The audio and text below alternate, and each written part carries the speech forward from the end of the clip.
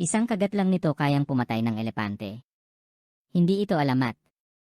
Ito ang pinakadelikadong hari ng mga ahas, ang king cobra.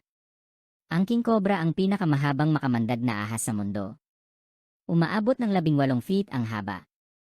Pero mas nakakatakot ang hindi mo pa alam.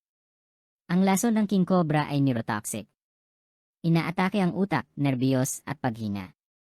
Kapag hindi agad naagapan, pwedeng mamatay ang biktima sa loob lang ng ilang oras.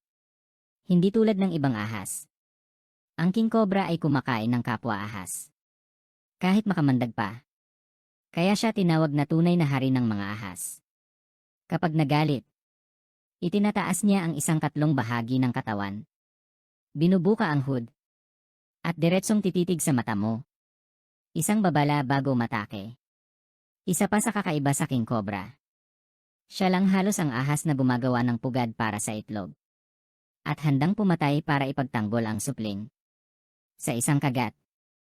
Kaya niyang maglabas ng lason na sapat pumatay ng maraming tao. Kung nagustuhan niyo ganitong videos, please like, share, and subscribe. Botanera Mix Vlog 2.0